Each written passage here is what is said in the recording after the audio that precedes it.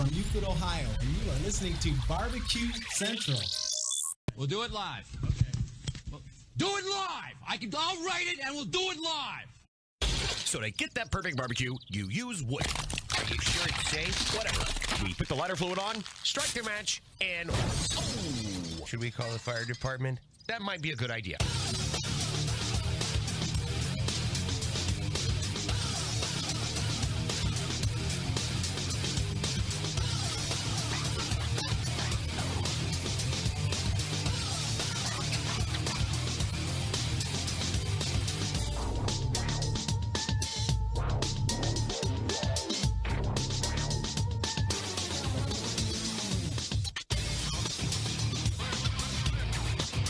All right, welcome to the Really Big Barbecue Central Show.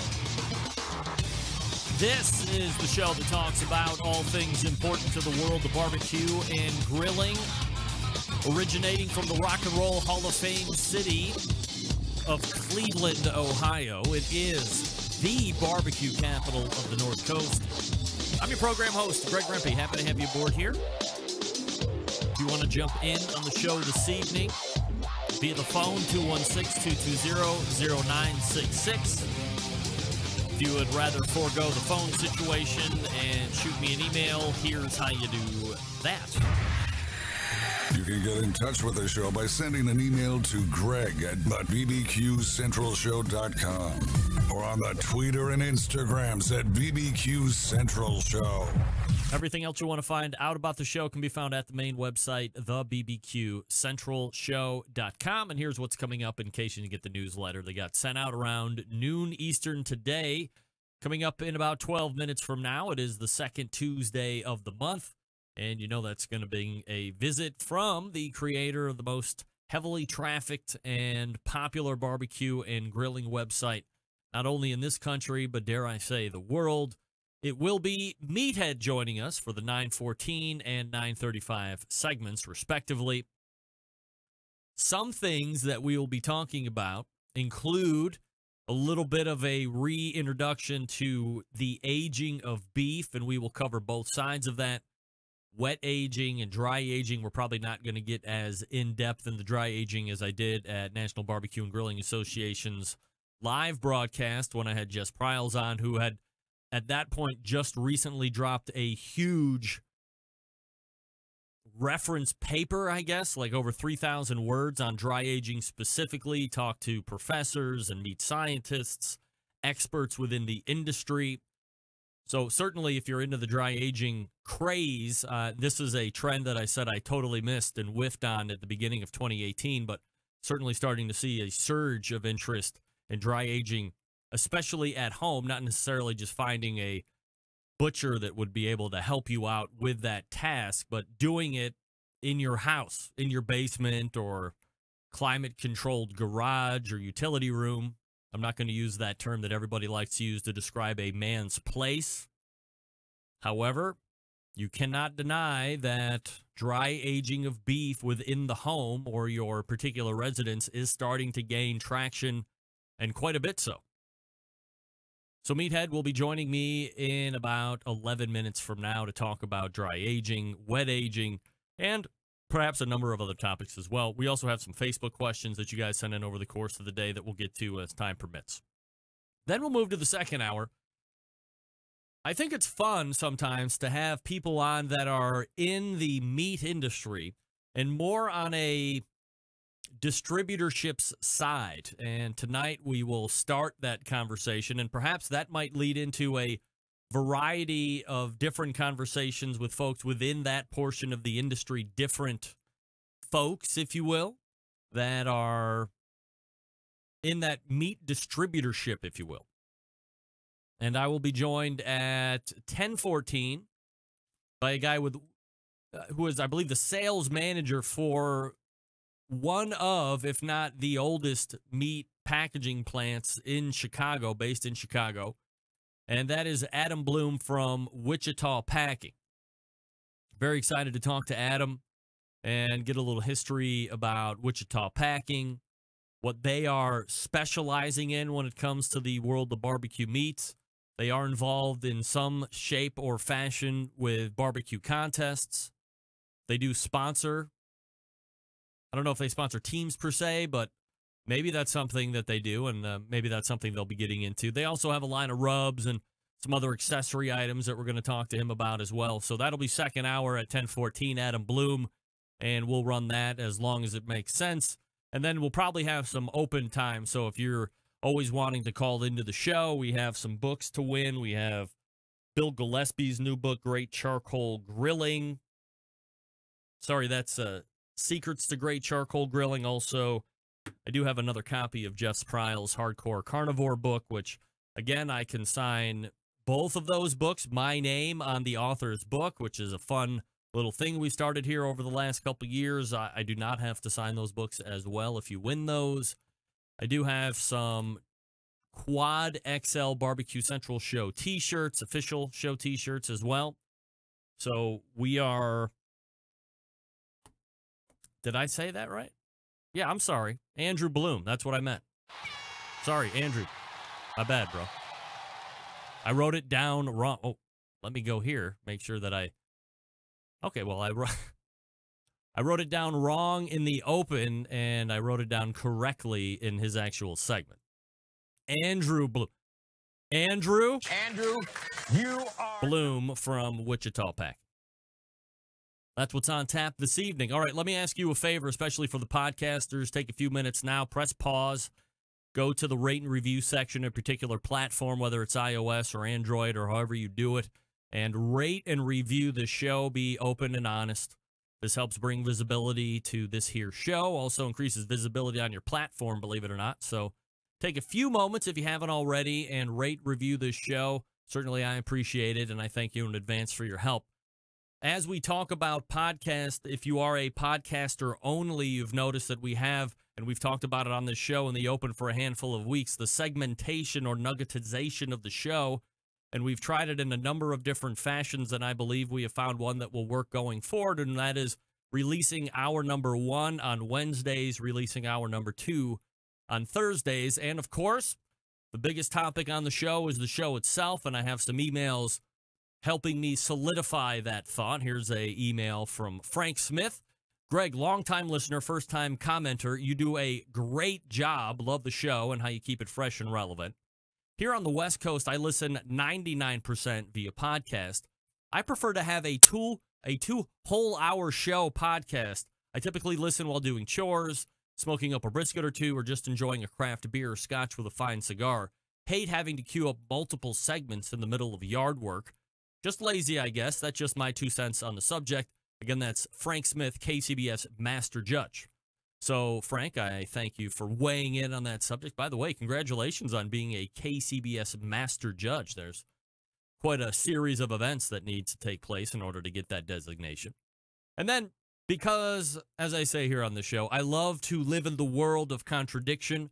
If you are a fan of this show, you know I love to say one thing and then make an argument for exactly the other thing that I just was making an argument for. I live in contradiction. This email from Jason in New Jersey. I prefer the 2 shows you have been releasing recently versus the 1 2-hour show dump. I have an hour commute each way to work. To me, it makes it feel more fresh. If you put on a 2-hour show on Monday and I'm still listening 2 or 3 days later, to me, it gets old.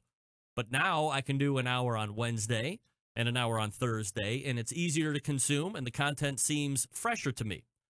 To be fair, I'm not a huge podcaster, but I wanted to give you my opinion since you had been asking for feedback. Thank you, Jason in New Jersey. So there you go.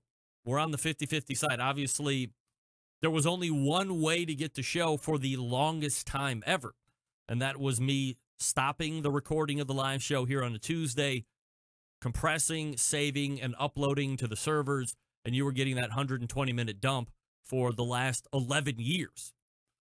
And then I said, hey, from a downloading perspective, from a business perspective, and trying not to inconvenience the longtime listener, how can we maximize everything, get the sponsors what they want or things that I might have promised them in a forecast situation, also not break it up so much to be a big pain in the ass for the podcast listener, because the vast majority of you listen to the show on podcast, as we said time and time again here.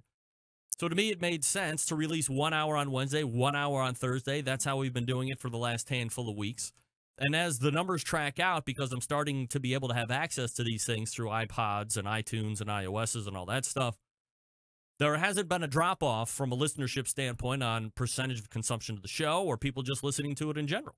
So, again, at least for the long foreseeable future, we'll be doing 2 independent hours. Wednesday, you'll get the first hour of the show. Thursday, you'll get the second hour of the show.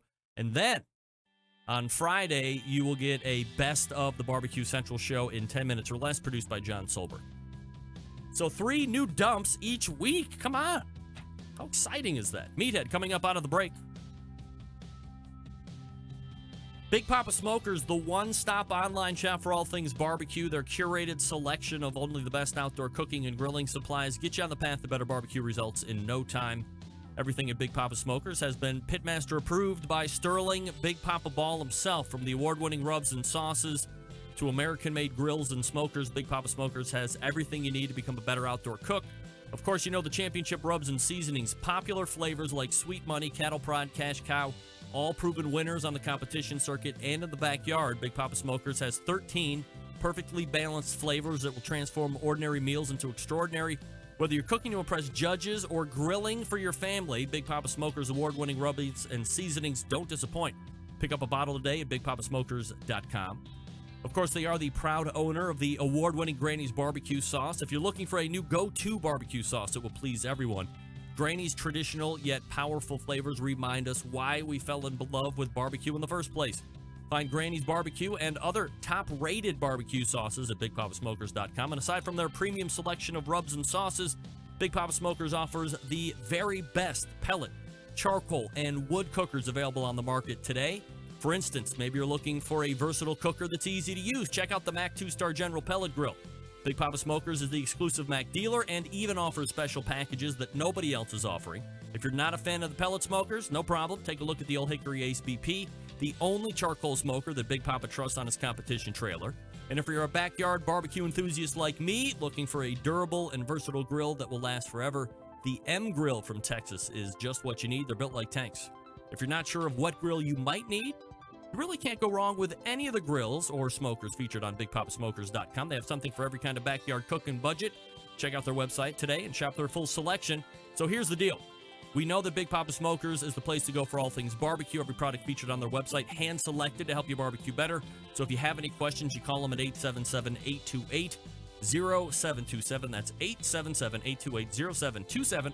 Or shop the website, BigPapaSmokers.com. That's BIGPOPPA Smokers.com. Meathead from AmazingRibs.com coming up out of the break. Stick around. We'll be right back.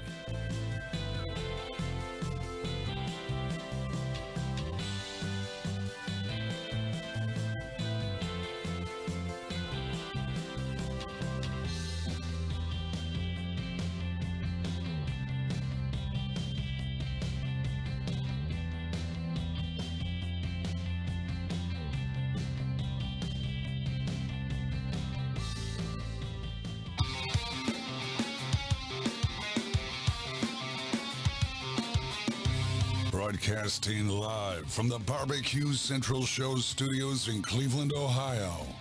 You're listening to the Barbecue Central Show. Once again, here's your host, Greg Rempe. Welcome back. This portion of the show is being brought to you by Butcher Barbecue, makers of award-winning injections, marinades, rubs, seasonings, barbecue sauces, and grilling oils. All the Butcher Barbecue products have been tested on the competition circuit as well as in the backyard. Be the pitmaster and king of the cul-de-sac in your neighborhood. Visit butcherbbq.com and stock up now. Always, always, always trust your butcher. All right, joining me now is the every second Tuesday of the month for as long as I can remember. You might know him as the creator and master and overall purveyor of the most heavily trafficked barbecue and grilling website on the face of the earth. I just call him friend. Meathead Goldwood. Hey, Meathead. Hey, Greg. Hello, Centralites. Hey, look what I got. Hold on a second here. Look at this. Look at this guy. Meathead unprovoked with a can of Prime Injection. Look at you. Product placement. I just did it. I just did a Wagyu brisket over the weekend, Kentucky Derby weekend. We had a bunch of friends over. We have one of these little dining clubs. 4 couples from the neighborhood. Everybody within walking distance because there's lots of alcohol. And I ordered up some of Butcher Barbecue, their injection for my brisket, and I rubbed it up with some of Big Papa's rub. So I'm like, I use your sponsors. I appreciate that. Did you use Cash Cow or Cattle or the steak rub, or what did you? What's Double your secret? Yes, I use that on steak too. It's very good. Yeah. I'm just starting to play with them. I tell people on my website, don't buy rubs because there's so much salt in it, and you pay a lot of money for salt. Plus, I want you to add salt and rub separately because salt you base on the weight of the meat and rub you base on the surface.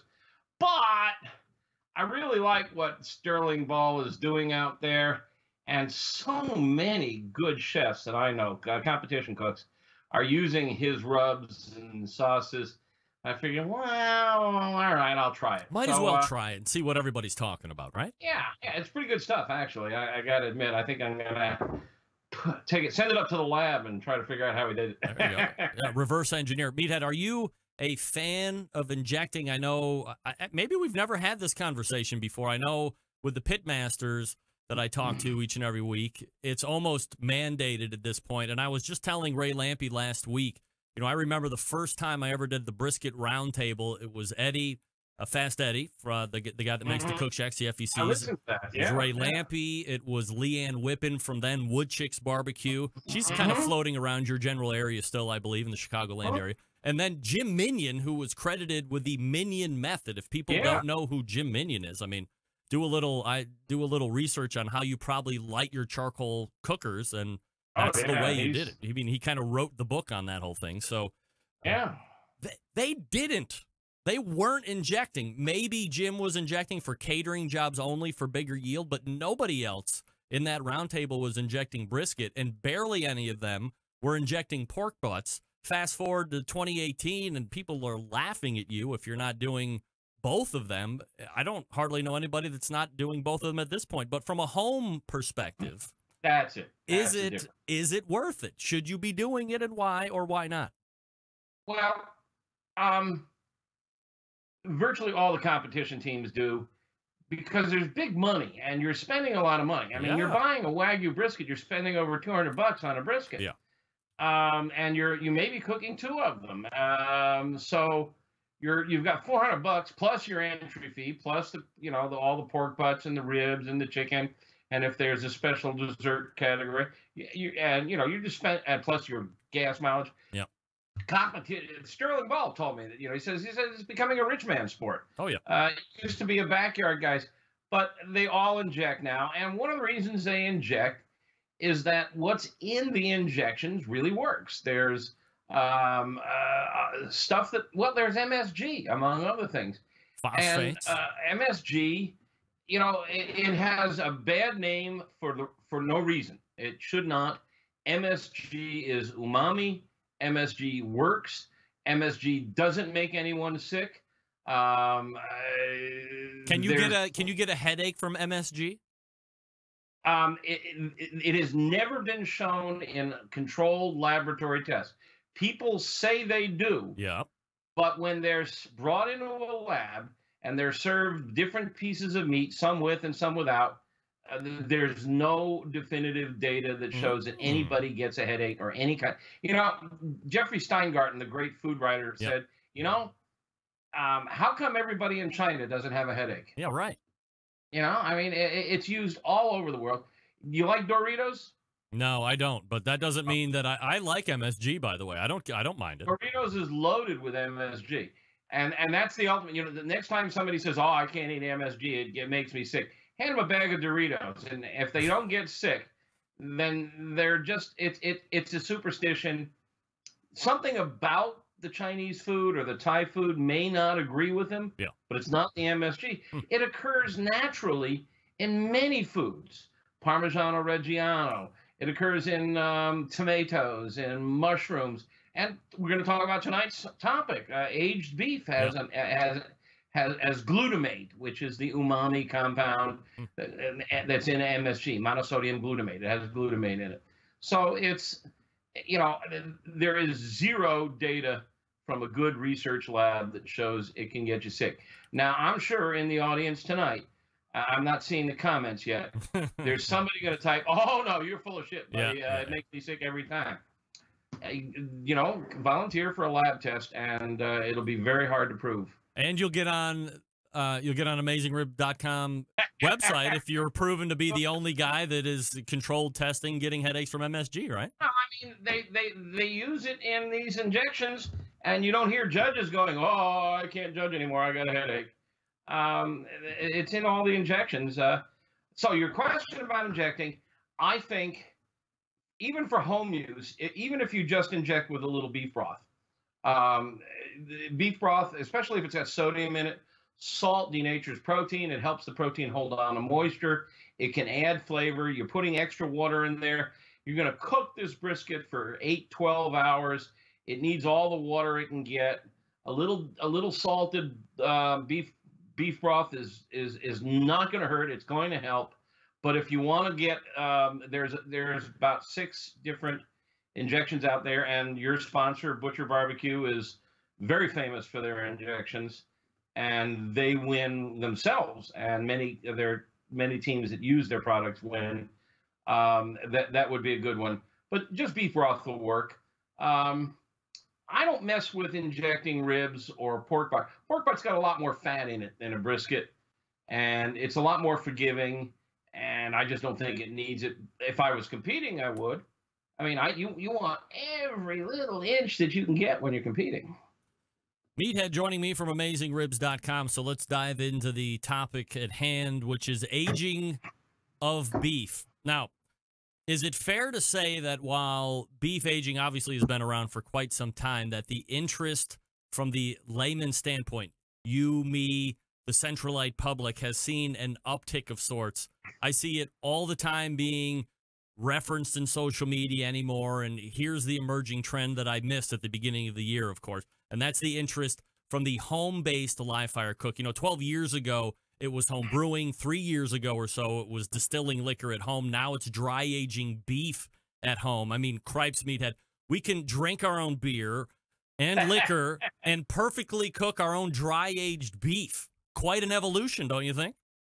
Yeah, and it has been around for centuries. Yeah. There's actually evidence of Egyptian royal couples who were into aging beef, and there's evidence that some were even buried with their beef ribs that they had been aging. So it is definitely catching on, and I think one of the reasons it's catching on is that there have been a number of Kickstarter and crowdfunding projects for beef aging products. Yep. And I've had a chance to look at a few of them. Restaurants, I have a grocer nearby who has a beef aging locker. You can buy a gadget for a restaurant, for a grocery store, that's a little bigger than a regular refrigerator, has an all-glass front, and you can put meat on the shelves, and it's temperature and humidity controlled. And my butcher keeps beef primals in there, and you can go in there and order, a ribeye steak that's 28 days dry aged right there on the premise. So we're seeing more and more of that, and I think there's interest in it. There's one thing that we gotta state before we get into this deeply. All right. And that is, before you start trying it, you gotta taste the product. Dry aged beef. Now, let me back. Rewind. Wet aged beef first. Let me talk about that because it's a quick story. Then we'll get into dry age. Okay. Wet aged beef is beef that has been packed in what they call cryovac. It's a plastic bag that has all the oxygen removed. And that's typical packing from the slaughterhouse for things like brisket or beef primals, which is where the ribeye primal comes from, or the other big hunks of meat. They put them in this vacuum packed plastic bag. The first one was by a company called Cryovac. They're called generically Cryovac, but they're not always made by the same company. So we'll call them Cryovacs. And when you store meat in the fridge, in the Cryovac, what happens is enzymes in the meat. The animal is dead, but the enzymes are capable of continuing to act, and they break down connective tissue, fat, protein, and they alter its structure, and they tenderize the meat. Now, when you age it in Cryovac, all this happens and there's no moisture lost. And a lot of brisket cooks swear that you have to buy your brisket 28 days before the competition and dry age it for 28 days, or wet age it for 28 days. It makes a difference in the tenderness.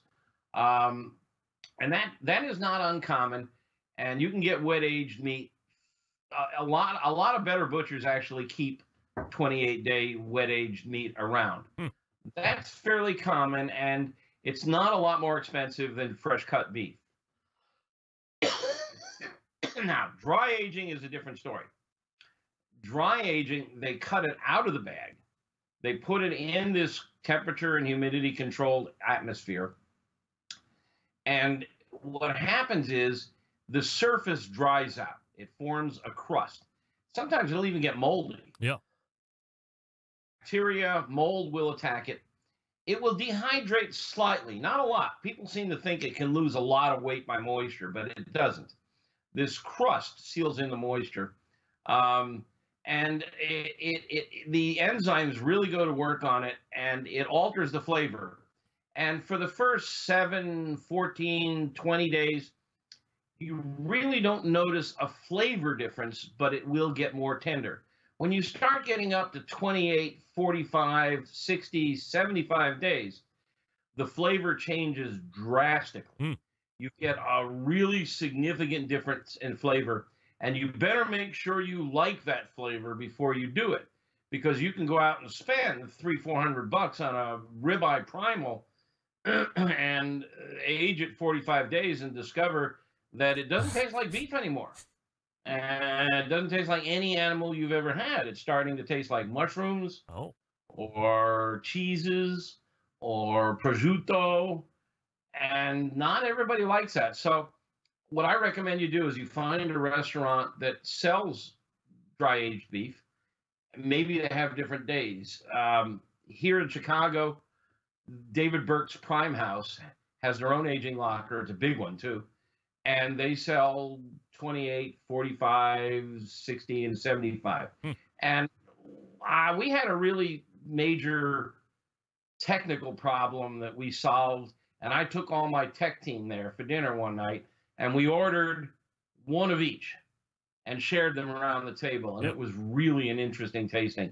That kind of thing, it's expensive, really opens your eyes. It's a lot of fun. So make sure, first of all, you like the flavor before you go about trying to do it yourself. All right. Now, purchasing aged beef can cost a lot of money. It can be double to triple the price of regular beef, even prime. There is a motivation to do it yourself. If you do it yourself, you can save a lot of money. Sure. But it ain't easy. You really need to have a refrigerator set aside just for this purpose. First of all, you don't want to try to dry age 1 or 2 steaks. Alton Brown did it on TV. Several people, Dr. Blonder, who works with us, he's the scientist that has done a lot of advice with us. I've tried it. Kenji Lopez-Alt over at Serious Eats has tried it. There's a lot of drying and crust formed, and by the time you carve it away, there's not much meat left. It's not worth the effort to dry age a few steaks individually, but it is worth the effort to buy a rib primal, which is, maybe 20 pounds of meat or so, or more and dry age that. Because when you're done trimming it, the total loss isn't that bad. And you've got to trim it. The exterior can get quite black, can get some mold on it. You want to get rid of all that. And when you age it, you leave the fat layer on. So you want to remove the fat layer after it's done aging before you cook. And it really alters the flavor of the meat. And it's an interesting flavor, and it's not for everybody. And as you have said, it takes till about, that 28th or that 30th day for the flavor to really start trending in an opposite direction. Otherwise, it's more of a tenderness game than anything else. Yeah, it can get really funky. And some people really like that. I mean, it took me forever when I was coming up to learn to like stinky cheeses. Yeah. I still haven't gotten friendly with stinky cigars. I just can't get close to stinky cigars. They just don't do anything for me. And I know a lot of people who are great food lovers who just can't get accustomed to aged beef. For me, 28 days is the ideal. It still tastes like beef, but it's a little more concentrated in flavor, definitely more tender, and it absolutely wonderful. But, it's like I've done beef tastings where I've just gone out and bought USDA Choice, USDA Prime, Wagyu, and real Kobe beef. And I've served the four of them side by side to a table full of people. And I almost always come down on USDA Prime. Really? I mean, Kobe is absolutely unbelievably spectacular, but I can't eat more than 3 or 4 or 5 mouthfuls. I can't eat a whole big steak full of it. It's just incredibly intense. The same thing goes for the aged beef. It's just really intense. So for me, USDA Prime 28, that's the best I can get. I love that. But getting beyond that, it's too much for me. So I don't age beef very much at home. Do you have a whole setup at your house? Do you have a dedicated refrigerator and all that stuff? Well, I did when I was researching this. Yeah. I have a spare fridge in the basement. Usually it's for beer or, people keep sending me barbecue sauces, and so I got barbecue sauces and beer. And when Vidalia onions come in, I throw them in there, and so I just cleared it out.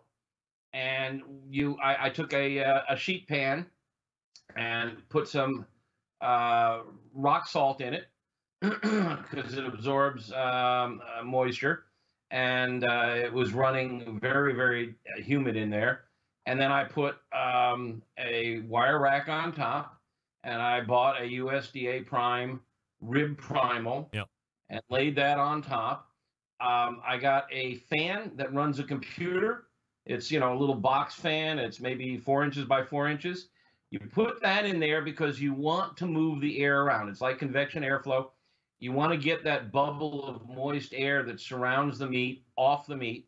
So you want airflow around it.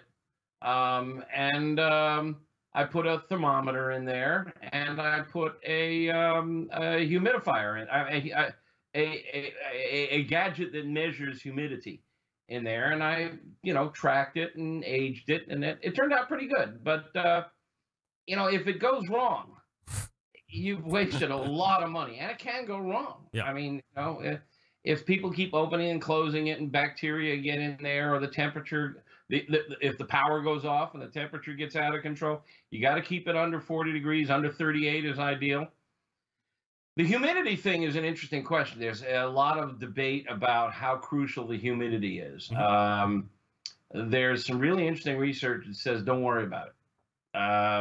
We've tried it at different humidities, and it all turns out the same. Who's the researcher? Who's doing the research? Dr. Saville at Texas A&M. All right. Among others. I don't know if he's actually done the research. I read a quote from him. Actually, I may have it handy. And Kenji Lopez-Alt has done it. Here we go. It's a 2008 technical paper on aging beef by Professor Jeff W. Saville, PhD, Texas A&M. Quote, there are no published studies, now this is in 2008, that have compared the effects of different relative humidity levels on dry aged beef And it appears the studies in this area have used a relative humidity of approximately 80% with considerable range around that number. Really? Kenji Lopez-Alt has an article on aging beef at home on Serious Eats, and he says he's done comparison testing for beef aged at different humidities, and the tasters couldn't tell a difference. All right. But you do not have constant chunks of meat in your aging fridge cycling in and out at all various times. We couldn't just show up at Meathead's house and get a dry-aged T-bone or ribeye. It came down to, in one hand, beef. Yeah. In the other hand, beer. B-E-E-F, B-E-E-R. And the R won. Victory for the beer. I get it. All right, Meathead. I gotta change my name. I'm no longer Meathead. I'm Beerhead. Beerhead. All right, Beerhead. Stand by. We'll be right back, and then we'll get into some of the Facebook questions here in just 1 second. I'm going to quickly talk to you about one of the newer sponsors of the show, Traeger Grills. You know, behind every great meal is a great grill, but not just any grill. A Traeger grill, and the Timberline is Traeger's most advanced grill yet. It allows you to grill, smoke, bake, roast, braise, and barbecue like a pro, no matter what your level.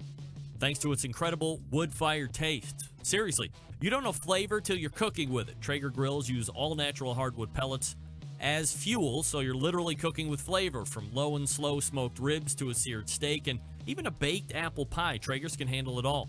And the Traeger Timberline makes it even easier thanks to the Wi-Fi capability. You can check on your cooks, kick up temperatures, and set custom cook cycles anytime, anywhere, all right from your smartphone through the Traeger app. In fact, I need to go check my brisket right now. Find one at your local Traeger dealer or check them out online at TraegerGrills.com. How about this? Want to beef up your barbecue game? That's right, Traeger Shop Class is going on from coast to coast, bringing barbecue knowledge and amazing wood-fired food everywhere they go. Taught by professional pitmasters like Doug Scheiding from Rogue Smokers and Danielle Bennett from BBQ. You know her. Chad Ward, the guy from Meat Church. You know those guys. They're all those pitmasters that are teaching these shop classes. You'll take home all the skills you need to reach barbecue glory. Find a shop class near you and sign up today. You can say hi to Matt Pittman and take some of his really cool stuff home. Plus a Traeger grill. TraegerGrills.com/shopclass or TraegerGrills.com to check out those cookers. Meathead and I will weigh in on your Facebook questions right after this. Stick around. Be right back.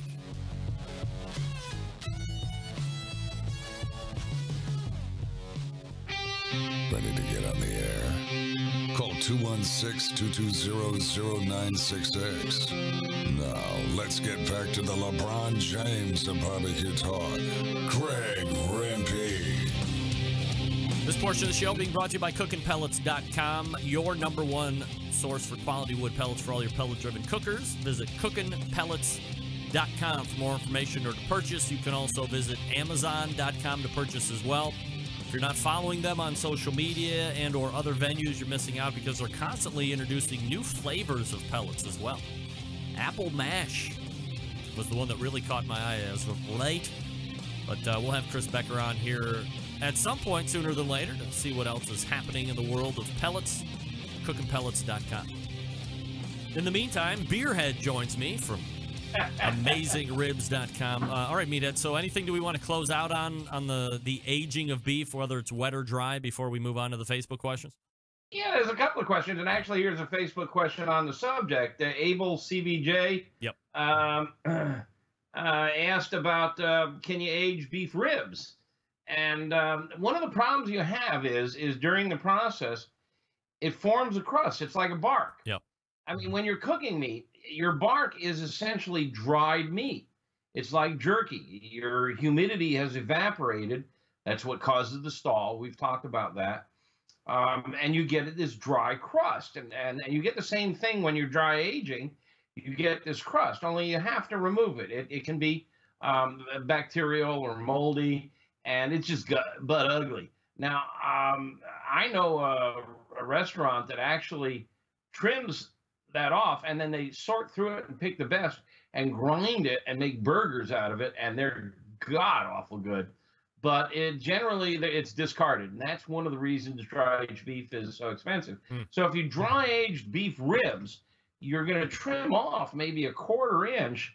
That's not going to leave a lot of meat. So I mean, it might work. It might be good. Do the plate ribs if you're going to do it, right?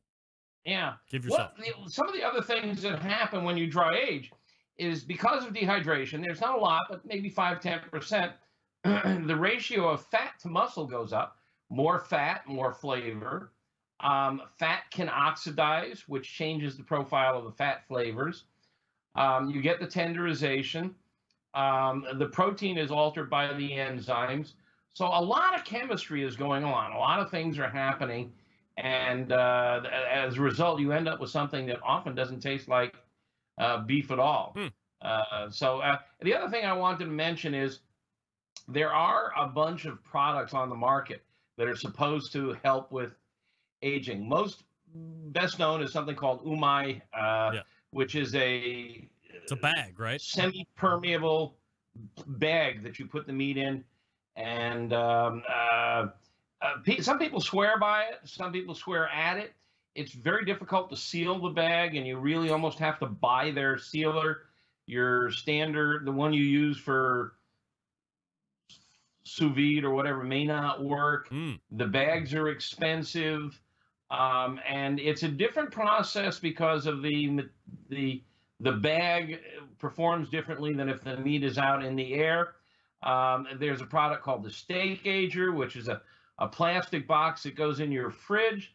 You want to be careful about doing this in your regular fridge because the meat can absorb fragrances and flavors from other products in there, like onions, and it can also stay. I mean, it can get kind of smelly, so it can impart flavors on other things in the fridge.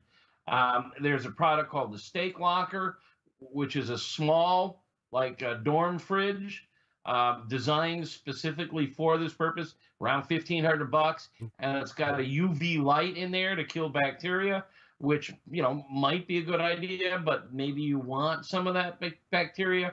I haven't tested all of these. I've asked Professor Blonder if he can get into it with me, but he's been really busy with a bunch of other stuff, and we haven't gotten around to it yet. The technique I described earlier works. Just get yourself a dorm fridge or a spare fridge, clear out just about everything else, put the meat on a wire rack, control the temperature, and it should work. Just be careful about opening and closing and introducing a lot of bacteria and mold, and make sure you don't lose power. All right, Meathead is here from AmazingRibs.com. We got some Facebook questions here if you want to go ahead and tackle some of those. First one is from Steve Ray. This is not necessarily barbecue or grilling related, but I think he's just looking for your opinion here. The other day, I was baking potatoes, and when I pulled them out of the oven when they were done, just out of curiosity, I pinned one with my Thermapen and noticed it was 210 degrees. At the same temp, when I would normally pull a pork butt or a brisket, or as they would be traditionally marked as done. Do you find that surprising, or is that just what you would expect? Just what I would expect, but that's only because I'm an obsessive and I've been doing these tests, and so has Professor Blonder. At 208, the potato is a little crunchy, sort of al dente. At 210, it's softer, and at 212, you can actually get it up to 212, and it can get very fluffy, and it's a matter of your preference. And temping a baked potato is just as good an idea as temping chicken or a steak to know when it's done. Figure out what temp you like it. You don't have to work by the clock. I mean, same thing as everything else. You throw the potatoes in the oven and you give it an hour, you pull them out and you serve them, and they're hard as a rock. So temp your potatoes. Figure out what temperature you like best. Start at 208. And what you could do is one day when it doesn't matter, just throw a tater in the oven, and when it hits 208, pull it out, cut a wedge off, and taste it. See whether you like that or not. Put it back in, pull it out at 210, taste it. But absolutely, 208 to 212 is your window for potatoes, and it works. Well, if you're a Fireboard owner and you're a potato lover, load out the Fireboard with internal meat probes. You can get up to 6, I believe. It's either 6 or 8. And then just jam 8 potatoes in there and start taking them to various internal temperatures. Next thing you know, we're going to, in 2 years from now, Meathead, we're going to be talking about how you take your baked potato to 175 internal, foil it with juice, and you start injecting potatoes. And we've started a new trend that we're going to see butt out here in the next 3 or 4 years. But that's very interesting stuff. I reverse sear potatoes on the grill. I will take a potato, slice it in half, get it wet, sprinkle salt, let the salt penetrate, dry brine, let it sit for an hour or so. The salt will go right down in there. Wonderful. It also helps dry the skin. Then I'll oil it lightly, sprinkle it with a rub. I use my Memphis dust, which has got a little sugar and a bunch of other good stuff in it. Start it out on the indirect side. It starts to get a little crusty. Even the cut edge gets a nice crust on it. And then finish it over direct heat just to really get that skin crunchy. I love potato skin. Wow. And bring it up to 210 to 212. Fantastic. It's fantastic. All right, next question is from a guy that you had mentioned in the first segment, Sterling Ball, and his question is temperature, well, okay, hold on. Let me learn how to read first. Is temp more important than feel when cooking barbecue? Now, let me answer that first before you delve into it. And here's what I think. I think, A, you need a thermometer, and you use feel in correlation with what that thermometer is telling you, so you know how certain temperatures feel on the meat. And you can never go, temperatures are merely guidelines. And ultimately, once we're safe, in safety ranges of temperatures, you're using that thing to give probe tenderness. Now, that could be 207, it could be 212, it could be 215, but that's where the feel comes from, in my opinion. I think you're absolutely right, and I know that Sterling will agree with you. I'm going to make a confession to the world here. Oh, dear. Hold on. A Barbecue Central Show exclusive Meathead's giving a confession. Update. All right, Meathead, go ahead. There's a hell of a lot I still don't know about barbecue. And when I can't figure something out, Sterling is one of the first people I call. One of the smartest guys. He really knows his stuff. For sure. He really knows how to cook. And he carries great products. And I cooked my first Wagyu brisket. I mean, I'm a backyard cook. Yeah. Don't buy Wagyu briskets at $250 a pop very often. Well, I don't ever. Yeah. And I wanted to for our little dinner party the other day. And it turned out great, but it was just a little elasticy. It wasn't quite. And I called him, and he said, well, I know why. You were going by temp and not by feel. Now, I listened to that brisket roundtable you did 10 years ago, and Eddie Morin was talking about the Wubba Wubba. Yeah. So I know all about this, but I was just reluctant to push it that much further. And Sterling was talking about, because he competes and he wins, and he was talking about with Wagyu, you really have to use feel. And you just can't rely on the thermometer as much. And I think he's right. I think he's absolutely right. And of course, that's wonderful. That's the artistry of cooking as opposed to the science. And I love that because that's the theme of my next book, The Art of Barbecue and Grilling. All right, next question from Buddy King. And he wants us to talk a little bit about grilling fish, red snapper, recipes, techniques. Don't ever hear you guys talking about grilling fish. Now, you just had a revelation. Now it's my turn. A Barbecue Central Show exclusive news update. Right, Greg Rempe reporting from the breaking news desk here in Cleveland, Ohio, with a revelation. I hate fish. That's why you don't hear me talking about it. It's a pretty bold revelation. Probably not a lot of people saw it except for Meathead, but I just don't get into it. Now, shellfish, lobster, crab legs, shrimps, all that stuff, no problem. All day long, twice on Sunday. But, I mean, I'll have tilapia, but under protest. And I believe that's like the worst fish you can eat, but that's really the only one that I can really kind of stomach. But even that, or maybe some orange roughy, but again, under protest. And I say it with peace and love to the fish lovers, but that's why you don't hear me talking about it, because I just don't like it. First of all, Greg, where do you live? Cleveland, Ohio, the Rock and Roll Hall of Fame city. How far is it to the nearest ocean? Well, we got a little ways to go yet. And 10 where were you hours, born? 11 hours? New York. Oh, really? Yeah, upstate New York. That's right. Oh, really? Fish is really, it is absolutely at its best within hours of when it's caught.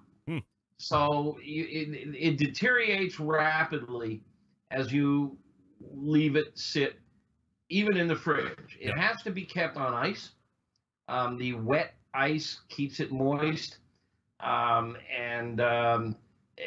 Getting it to Cleveland or where I am in Chicago is almost a guarantee of 1 or 2 or 3 days from the day it's caught, and it is just going to deteriorate. Number 2, orange roughy and tilapia are nice fish.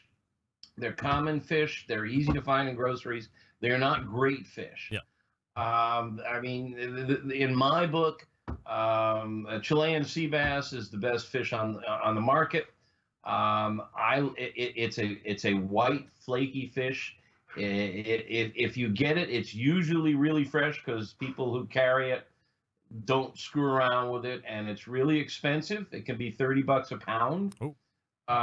It's usually about 2 inches thick. And what I love to do with it, and if you can try some of this, I'll underwrite it. I'll pay for the cost of the fish. Okay. I want you to get a gas grill. Got one. And put grill grates on it. Got one. Get a handful of pellets. Well, we're gonna CPS it, right? We're gonna CPS it. You're gonna right. Close proximity smoking. Right. That's your turn. You're gonna throw pellets in between the bars on the grill grates. Grill grates, by the way, folks, is not just any old grill grate. It's a product. Right, the brand. Extruded aluminum. Yep. And you're gonna get your Chilean sea bass or a swordfish or something like that. You're gonna salt it an hour or so before cooking. And if you want, you can sprinkle it with some herbs. Tarragon is really a great one for seafood. And you're gonna put it on those grill grates, and you're gonna cook it to 125, no more than 130. And I want you to taste that. And if you don't see God, something is wrong. All right. Well, I also... And I will pay for this experience. All right. I'll take you up on that. I was told similar things by Stephen Reichlin as it related to salmon caviar. Or what is it called? Salmon roe. Or I went to Whole Foods, and he's like, yeah, don't bother with that the sturgeon stuff that costs like $1,000 an ounce or anything. He's like, go get the salmon. It's really good. And he was using all sorts of sexual references, if you can believe it. But then also said, pair it with ice cold vodka, and it would really enhance the overall flavor that you were experiencing. At that point, I wasn't a really big vodka drinker, regardless of if it was ice cold or room temperature or somewhere in between. And I don't know, it was okay. But I like to try new things, so if this is that good, I'll certainly give it a whirl. This is better. I swear to you, it's better. I appreciate what he's talking about, but caviar of any sort is kind of like liver. You either love it or you hate it. It's kind of like aged beef. You either love it or you hate it. It's an acquired taste. This is not an acquired taste. This is going to be, oh my God, it's like butter. It's like honey. It melts in your mouth, and that little bit of smoke, it'll actually turn that white flesh slightly golden. A little patina. It'll get a golden glow to it. Yep. But fresh seafood, the key to seafood, fish of any sort, dead fresh. The fresher you can get it, the better. You got to pay for it to be flown in if you're in the middle of the country. Freshwater fish are nice, but they're usually not as good as saltwater fish. My favorite fish come from cold climates where they have more fat. Go ahead, play your drop. Fat. Fat is flavor, as we've discussed before. Things like salmon. So, absolutely adore fish. I'm stuck here in Chicago. I was raised on the coast of Florida. Right. I was raised with a fishing rod in my hand. I've caught marlin and swordfish. I once sailed with some friends from Key West to the middle of the Gulf of Mexico to the dry tortugas. Jeez. And caught a 55-pound mahi-mahi and ate it that night along with the roe.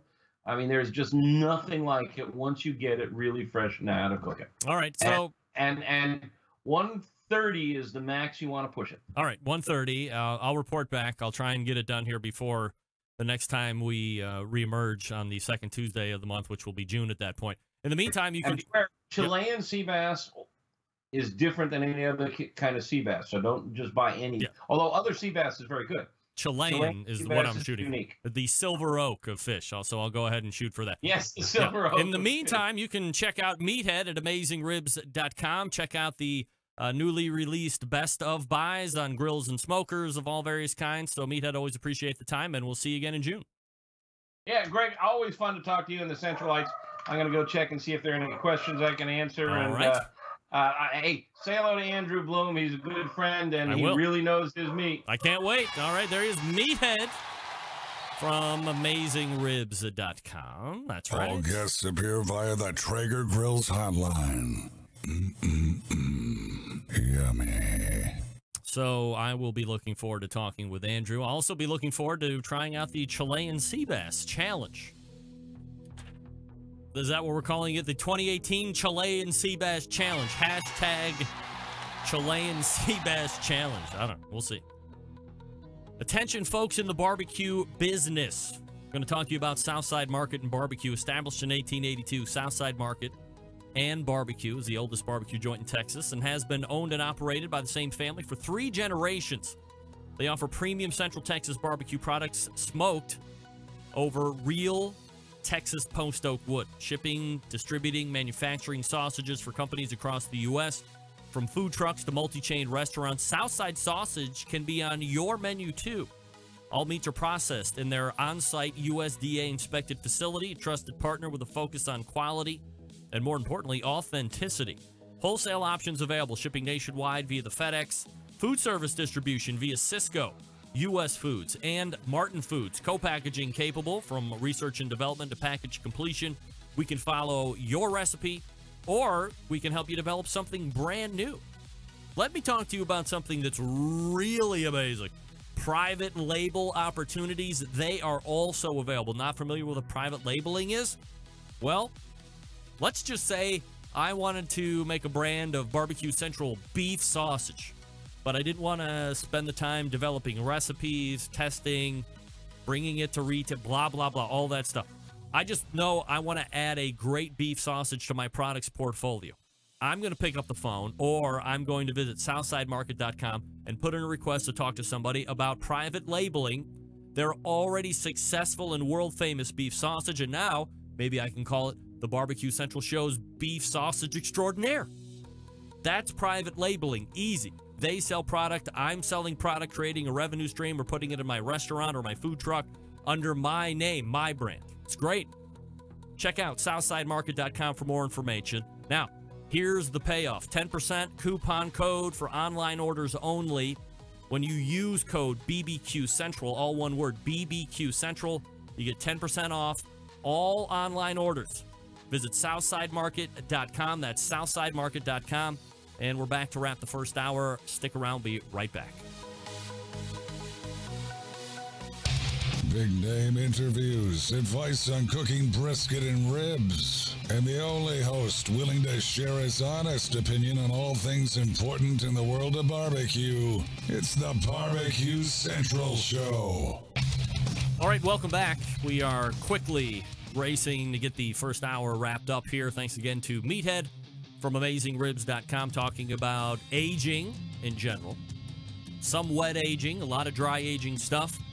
It might be worth your while to dig back through the archives of last month and grab that dry aging profile that we did with Jess Pryles when we were live at the National Barbecue and Grilling's I Am Barbecue 2018 in Dallas-Fort Worth. That was the second week of March, I believe.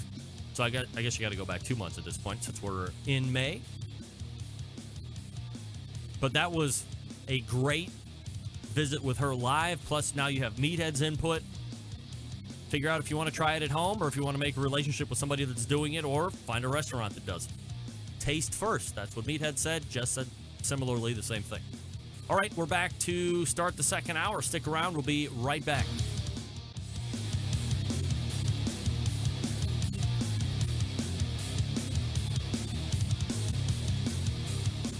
This is Bobby. And this is Jennifer. And we're from Cleveland, Ohio. And you are listening to the BBQ Central Show.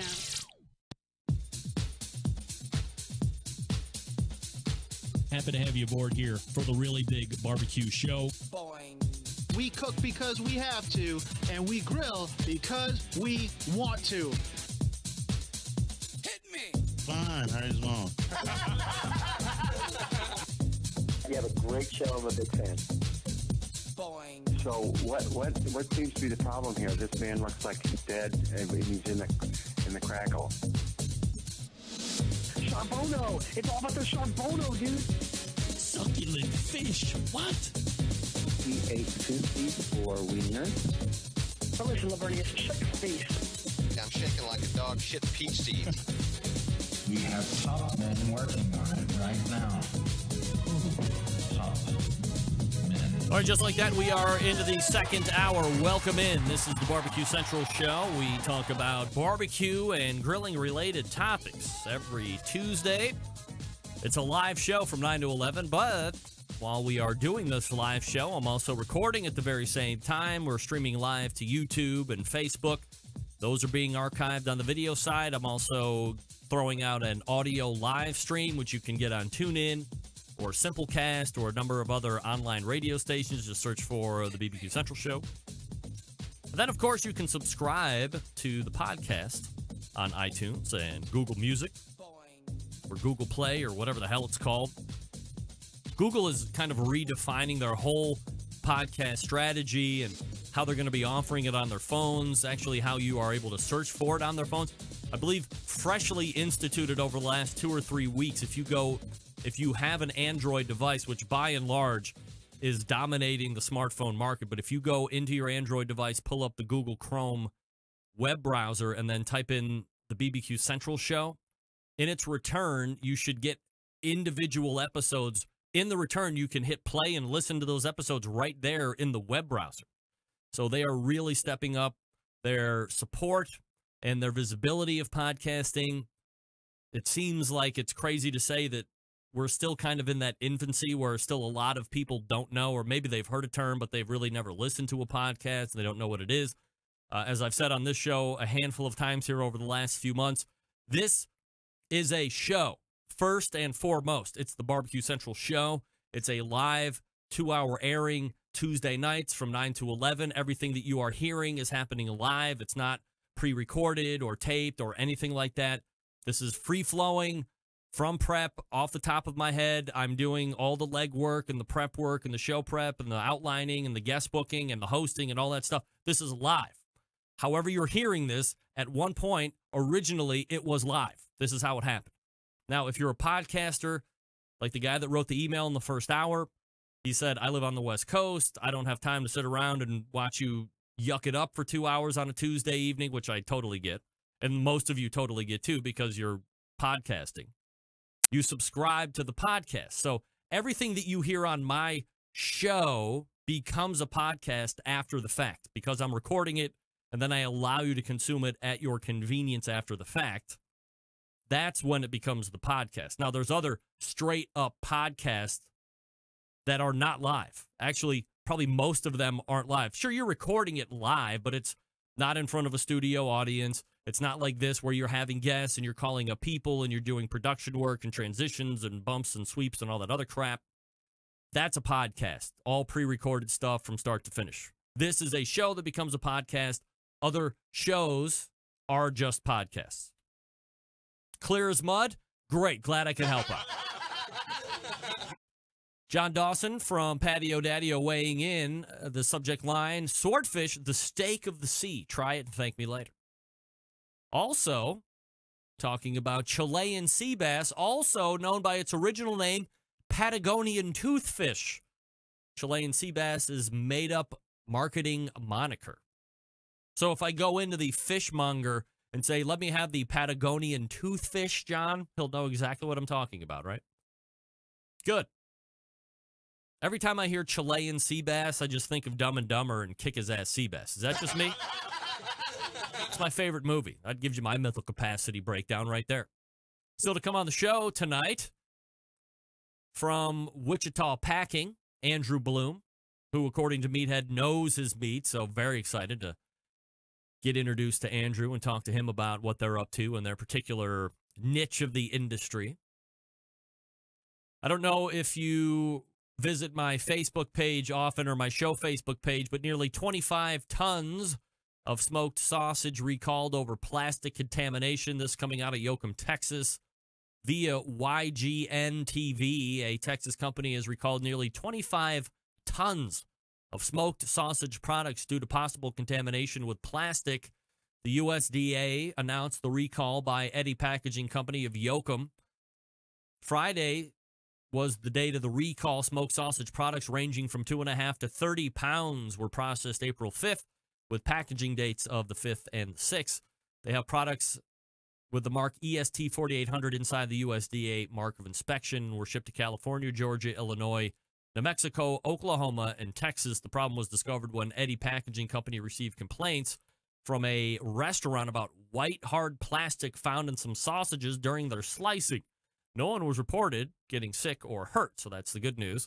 The recalled products should be discarded or returned to the store where they were purchased to be safe.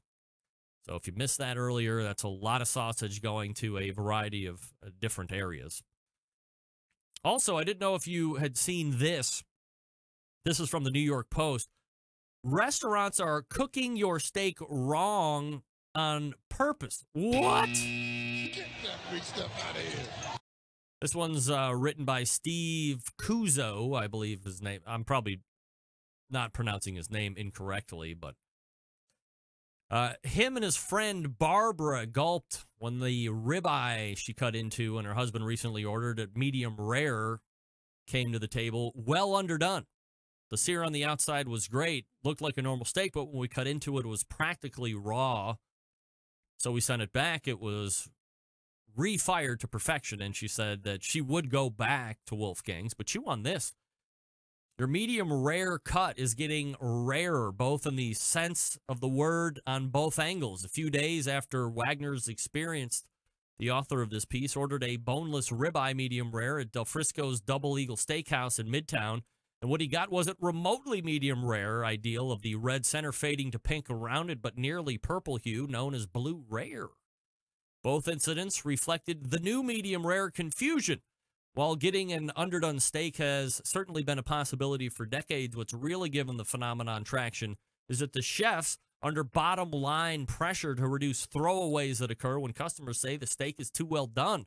An undercooked steak, on the other hand, can always be salvaged with a touch more fire. Most chefs regarded beef cooked to medium rare with an internal temperature of 130 off the grill and 135s after resting as the best way to bring out flavors and retain moisture in tender cuts such as ribeyes and top loins. Unlike rare, medium rare allows time for the outside to caramelize and develop a sear. It maintains the most flavor and keeps the juice in the meat, says Laurent Tundlin, the founder of BLT Steaks chain, now a partner in Brazers, Ruhlman, and Lamico. At Porterhouse, New York, and Midtown, executive chef and co-founder Michael Lamonaco says more than 60% of his customers order medium rare steaks. Yet the medium rare ribeye that he had spewing salt bear nursers was so red end to end it resembled a bloody nose. Similar cuts that braved last week at STK in Midtown and Delmonico's and Fitty were nearly as rare. So what are we learning here, folks? Let me tell you something. And there was a great point made in this article, which I'm going to stop reading. So, A, the cost of beef has gone up, right? A lot of places are using these high-end steak cuts. But what we noticed, if I can only find this quote, for crying out loud. Here it is. Adding to the issue is the fact that many chefs has dispensed with using meat thermometer and just go by feel. What? Get that big stuff out of here. Look, pal, if I'm spending $65 or $75 or $99 or $135 on a steak, depending on what I'm getting, mean, have you looked into a prime 30-plus dry-aged tomahawk? Those are into the $120, $130 per plate steaks. I don't want some schmuck behind the line who feels like he is too good to use a meat thermometer, that he's the professional and he's going to be able to do the old finger poke test. First of all, don't put your finger on my $130 steak, tool. It's bad enough that I got to think that you're using a thermometer that I'm hoping you're cleaning when I know you're not cleaning your hands, and I'm sure you're not wearing gloves back there, even though in my mind I make myself feel very comfortable in the fact that you are wearing gloves. I'm sure you're not, but I lie to myself. Don't mess around with my $135 steak. Why not be the most impressive steakhouse ever and arm every steak cook on your line with 3 or 4 Thermopens, $80 a piece. Load everybody out with $300 worth of instant read thermometers and cook that steak to the right internal temperature. Forget about sending 45 and 50 and 60% of your steaks back because you're purposely undercooking them because you know if you go over, it's getting tossed. So now instead, we'll cook them under because we always know we can bring them back if they're under. You can't bring them back when they're over. Come on, use the technology that's out there right now, especially you high-end steak places. There is an expectation that you set with your pricing on the menu that if I order something at a specific temperature like medium or medium rare, or as they say now, medium rare plus to help, it's going to be cooked that way. I don't want to have to cook or order a medium rare steak and then get whatever isn't medium rare on the other side of that, which is raw. It's a bad look, and I hate cutting into that thing and seeing it all purple like he was talking about in that article. If I can cook a steak right to exact temperature and varying temperatures within my house, the place that I'm going, dropping $135, better be able to cook that steak too, and they can't. Which is just another reason why I typically don't go out for steak anywhere. Andrew Bloom coming up out of the break from Wichita Packing. Let me talk to you quickly about Green Mountain Grills. 3 different grills to choose from here, all wood pellet fired, so you know you're going to love it. Convenience is great. Keep it out of the rain, and it's going to consistently produce some great barbecue, grilled foods, baked foods. However you want to use it, set the temperature, and away you go. 100% wood pellet fired. Jim Bowie is the biggest one. You can cook multiple racks of ribs, probably a couple different whole packers in there if you want. 4, 5, 6 different pork butts, depending on if you're going to pan them or not. Then you have the Daniel Boone. That's the mid-size. A lot of people like that. Jim Bowie and the Daniel Boone also house the pizza oven insert for $130, $150 or whatever it is. This is mandatory purchase. If you get the Jim Bowie or the Daniel Boone, you have to get the pizza insert. You will thank me later. Easiest money you will ever spend. Pizza parties out the wazoo. Everybody making their own pie, all done in 3 to 4 minutes, depending on how you have that cooker set as to where it will be cooking at on the stone. And then if you're liking the tailgates or you want an extra one just to take around with you, maybe you're going to be hitting the softball fields this summer or you're camping or whatever, the Davy Crockett is just the one you want. You're not sacrificing a tremendous amount of capacity with the portability here, and if you don't have access to a plug, just plug in the 12-volt adapter and away you go, right in your vehicle. It's great stuff. GreenMountainGrills.com. That's GreenMountainGrills.com. Longtime supporter of the show. Always appreciate them. And we will be back with a chat with Wichita Packing. Stick around. We'll be right back.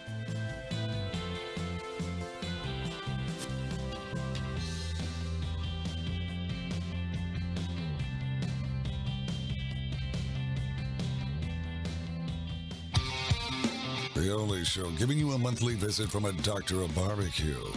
A man actually named Meathead. The author of a barbecue Bible. Bloggers, reviewers, competitors, and manufacturers by the dozens. It's the Barbecue Central Show. Once again, here's your host, Greg Rempe.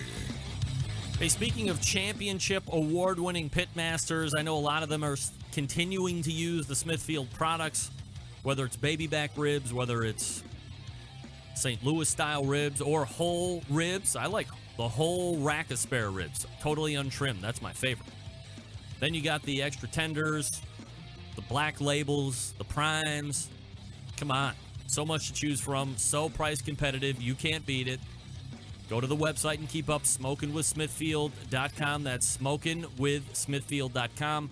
And if you're into the Instagrams and Facebooks and you're using the Smithfield products, getting great results, hashtag show us your Smithfield, and you might get some free swag out of the whole deal. So check them out, SmokingWithSmithfield.com.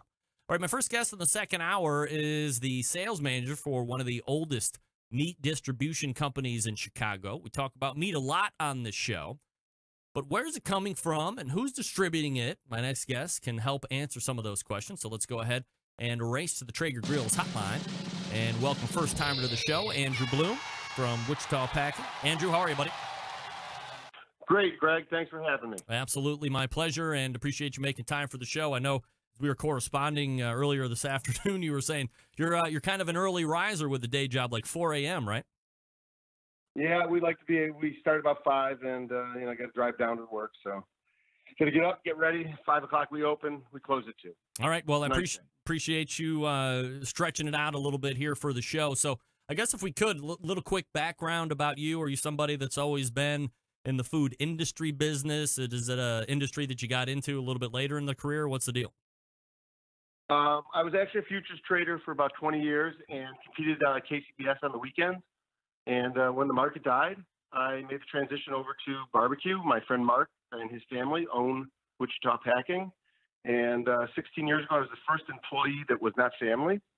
And now we have a sales force of 5 guys and 35 butchers, and we've expanded 6 different production lines, and things have really, really done really well for us. Barbecue has been good to us. All right, so let's talk about Wichita Packing and its history. How did it start? And I guess perhaps more importantly, how do you guys evolve over that time of being in the market? Well, Wichita Packing started in 1964. We were the first company in the country to separate boars, sows, and butchers. We were the first person to implement the quarter-pound increment that is now industry standard for weight. So, like when somebody says it's a 2 and down rib, that means 2 pounds and down. A lot of people think it's like inches or something other than that. So it's a weight grade. So every quarter of a pound is now an industry standard. So it goes from 1 pound all the way up to basically 2.5, and then they go up, or 2 1/4 up, depending which company you're dealing with. But ribs have evolved over the years by becoming much larger. Originally, ribs were that 1.5 or so pound rib. The most sold standard rib was a 1 3/4 up until probably 5 or 6 years ago. And as the smaller ribs have become less and less available, which makes them more expensive, people have moved up in size. So right now, probably the most sold rib is probably a 2 1/4 or 2.5. It's just the way the industry has gone. We have evolved by continually being on the leading front of evolution of the product. We are the first people probably to implement dirt oxide products. We've had Berkshire, we've had Red Wattle, we've had Hampshire. We've constantly been searching for different new genetics, always evolving and changing our business model. When I started 16 years ago, all we made was ribs. Now we have brisket, chicken. We have a full line of custom sausage production, as well as being a rep and distribution for Tim McKeska out of Taylor, Texas. Yep. We have a full line of Snake River Farms brisket, all their parent company products, which are like the St. Helens and Double R Ranch, plus commodity brisket as well depending on where people in the price point are. We are a one-stop barbecue shop. When you talk about those heritage breed hogs, we've seen quite, and you're a competitive barbecuer, so nobody has seen it grow like you have. And I think a lot of that higher end beef propaganda seems like a bad word, but interest perhaps is a better descriptor, is when that season of Barbecue Pitmasters was on and they were following around Tuffy Stone and Myron Mixon and Harry Sue, and you saw that first Wagyu brisket on television, and it seemed to really spark an interest in what that was and why was he using that and what flavor profiles are you going to get with that versus the stuff everybody else had always been using. Have you seen an interest or a growth pattern in the hog side of that with the Duroc or the heritage breed stuff as you had seen it with the beef, or is there still some ramp to catch up on that? That's an interesting question. There have been spurts where I've seen, I don't know if you go to Memphis, and a couple years back, there were a bunch of guys who had the Fatback Collective. They use the Mangalista hog, which is from Hungary. It's super woolly, has a high fat cap, real lot of fat on. They won with that. I competed with Berkshire, and most people didn't know what it was. They thought it was too fatty or too rich or too this, you know. So it's all throughout the years. People have come and gone. You know, a lot of guys are winning with Smithfield, which is just a commodity hog that's, you know, got a little bit of saline in it, and they win and win and win with it. You know, our ribs get calls a lot. Ours is Duroc style, but it's not 100% pure. It's crossed with something. It's a hybrid. You know, let's see, there's Swabian hogs out there, which tons of chefs are really loving, but competition guys haven't gotten their hands on yet. So Duroc is probably the most prevalent because it's the most available of the heritage hogs. They yield well. They're hardy. The piglets aren't as expensive as some of the others. So it's a real combination that has made it available to the rest. But as far as the evolution of the high end, it is not caught up to the Snake River Farms. No, I probably think that it has room to go. Do you, and I don't want to go into a competition strain here, but since you are a pit master of sorts, do you think that that is something that will evolve into, or do you still think that commodity pork will ultimately reign supreme in the pork area? You know, because Smithfield is doing very well with their line of pork products, of course. A lot of the top-end cooks are using some form or fashion of what they're using versus, not to say that, you know, some of the other teams aren't doing well with a Duroc brand, but it seems by and large commodity pork has still seemed to gain popularity. Do you think in the next 5 years that might trend a different way? You were a futures trader, so would you be risking money on that or no? Well, no, actually I probably wouldn't because of what happened. All right. I am not knocking competition barbecue. This is a very competitive sport, per se. But the things at which are done to these ribs and to butts, pretty much these guys are exceptional chefs. And the guys who are winning would win with anything, truthfully. I don't think it has to do with the product. I think it has to do with they have got it down pat. They have a system that is working, and they're executing it to the T every time, day in and day out. And whether it be, you know, I mean, I don't want to say who it is, but I had a guy who was a customer before he went over to Smithfield, and he was doing the same thing with my product.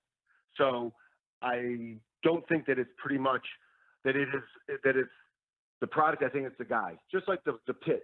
You know, I've seen killer barbecue made out of crappy pits. I've seen great pits make bad barbecue.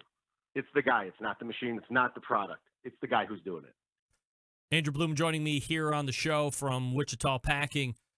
Andrew, let's discuss a little bit about how Wichita differentiates itself. I'm sure like any industry, there's a lot of other competition that you're having to deal with on a day-to-day basis to win market share. So how do you separate Wichita from some of those other competitors in the market? Well, you know, as a much smaller per se versus a Smithfield or an IBP or an Excel of those sorts or a Hormel, we're a small, you know, boutique butcher house. So, you know, we have 30 guys who are hand trimming, hand grading, and hand packing every rack one at a time. So if I have a customer who needs a specific weight range, width range, things of that nature, I can stop my line. I can program, you know, my guys into what they're supposed to be producing, and we'll whip that right out. It'll come out at the other end in 15 minutes. You know, versus one of these larger packers who cannot do something like that. They're all about getting a certain amount of animals processed in a certain amount of hours so that they can produce money. We obviously want to make money as well, but we have the ability to slow things down and produce what people are actually looking for, rather than taking what we can make. And that's the difference. Over the last 7 years or maybe 10 years, have you seen an uptick in the request for the barbecued meats, or is like on a national scale, or have you seen it increase locally or regionally? Nationally, barbecue is hot. People love it. It's Americana. It tastes good. It's fun to make. It's got everything going for it, truthfully. And of all the things that I've seen grow, most has been the St. Louis rib, which was probably, you know, other than the Deep South, was probably a 10% sale versus a back rib, has probably come close to probably 60-40 in favor of back rib, maybe almost 50-50-ish. I mean, it's really come on, and it's a great product. And the fact that the majority of northern barbecue people weren't eating it was a mistake. And I think they've seen it, and it's made the evolution to a national trend. And I think St. Louis a great product, and his cost. The only problem is its cost to spare become very expensive, and people are not used to paying for it. And it's kind of a weird, kind of, I don't know, the catch-22 type thing. That now that everyone knows what it is, it kind of ruins it. It becomes the expensive cut. That's right. Supply, demand, all that good stuff. I was trolling through the website, and I had noticed that you guys also sell beef ribs, and I was kind of ready to ask a loaded question, which was, what was the best seller? Now you shot that in the ass because you said it was the spare rib. I was thinking that beef rib, it seems that Texas or Central Texas style barbecue has just hit an all-time high in popularity. You're seeing it all over television. A lot of restaurants that are popping up across all areas of the country are claiming to be Texas-style barbecue restaurants. So with that is coming A, brisket, and then B, beef ribs. So have you seen a dramatic increase in requests for beef rib sales? Without a doubt. The 123A, the plate beef rib, is probably the most sought after or most requested. You get a few calls for the 130 chuck, but the 123A is what everyone's buying.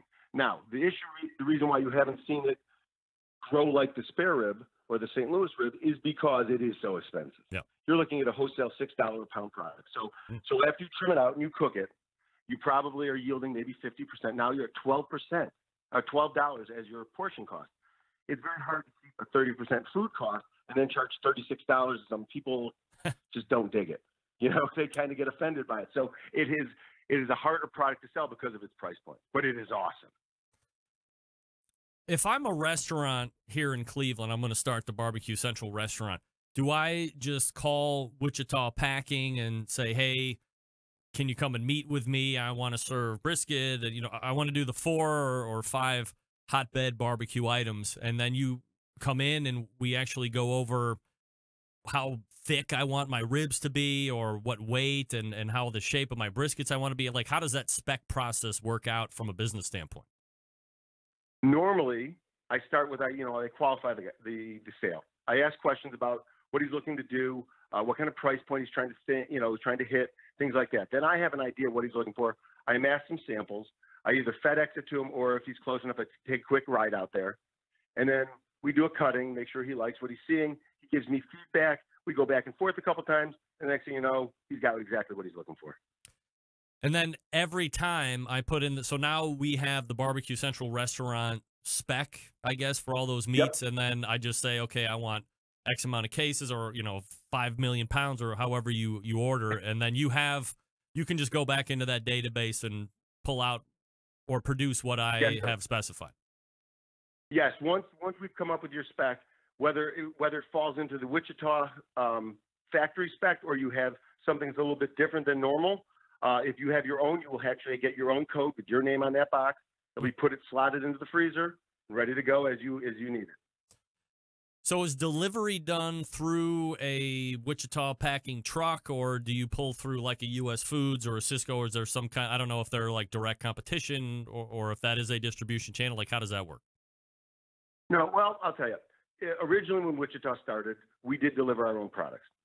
As the evolution of the big, U.S. Foods, Cisco houses, they are masters of the delivery and the logistics and things of that nature. Mm-hmm. So we have gotten out of the delivery business, and the majority of our product is delivered from a U.S. or Cisco, a PFG or Reinhardt, one of the major distributors. And then we deal with a lot of small jobbers here in Chicago, and then we also do have some guys who want direct delivery. And if they have the facility, we can back a semi-trailer up to them, but it's an LTL. It is not our truck. We rent it, basically. We rent space on the truck. It makes our delivery, and it moves on to the next stop. Is Tim McKeska still airplaning in your orders of sausage? That guy loves to fly. It has happened, yes. For an emergency, he uses Southwest. I think there's like a shipping thing, and I meet it out at the airport. But he has flown, yes. Tim is a great guy, and he will do anything to make sure his product is where it needs to be when it needs to be.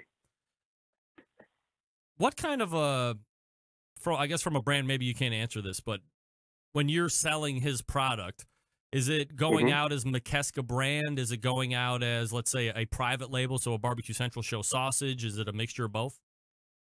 Well, it depends what you're buying. I know that Tim does make co-packing or private labels for people, but no, we sell Tim McKeska as McKeska brand sausage.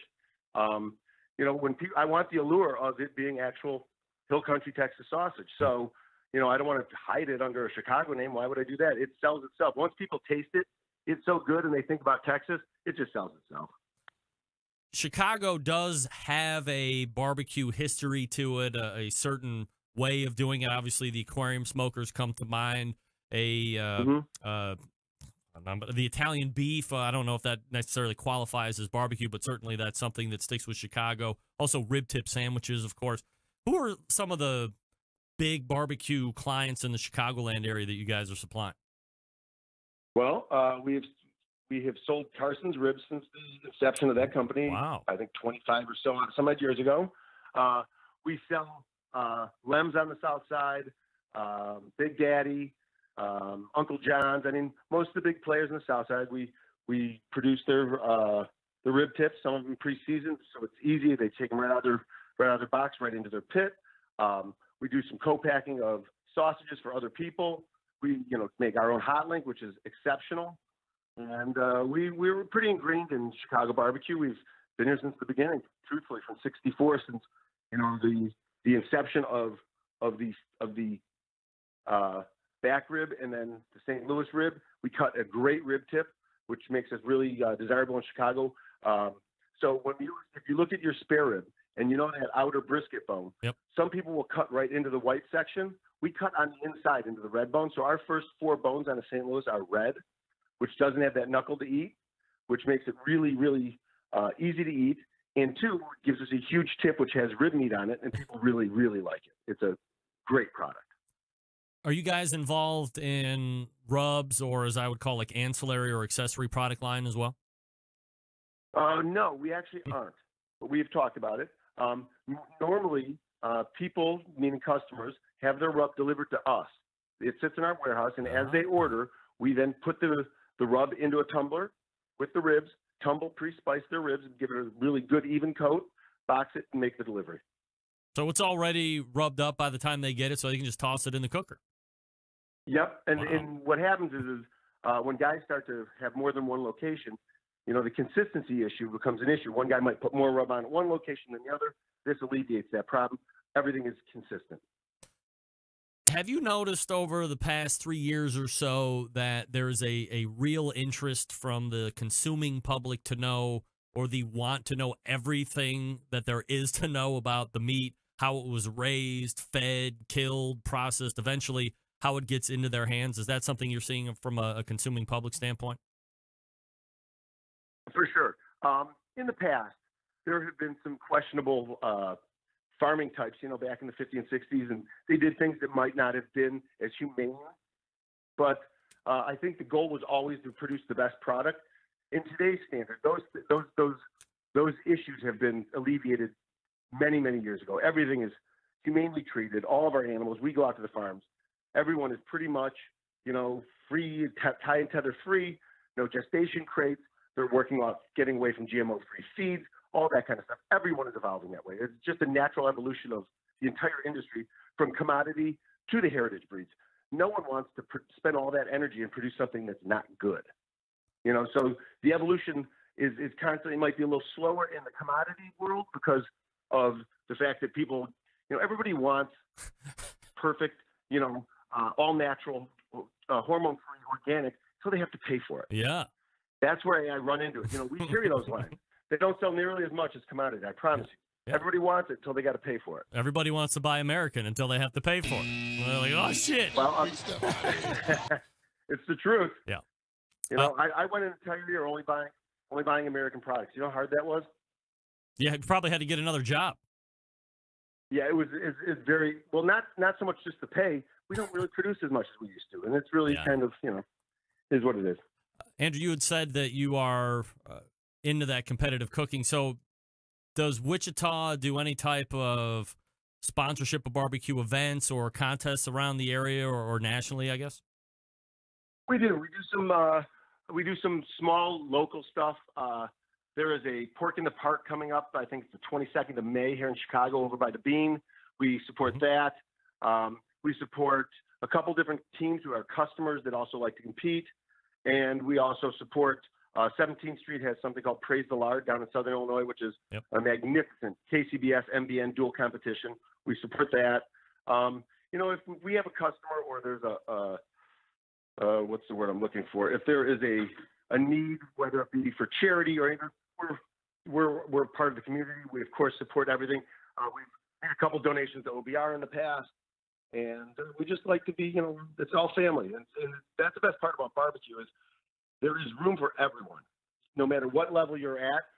People are very inclusive rather than competitive to a point, and they're willing to help just about anyone. It's a really good thing to be involved with. I really enjoy it. A lot of my listening audience is, I guess, what you would consider to be an end user. So at this point, I would assume Wichita Packing is, through business dealings. You can't, from an end user, come or contact you and say, hey, I want to buy 5, 6, 10 racks of ribs or a couple cases.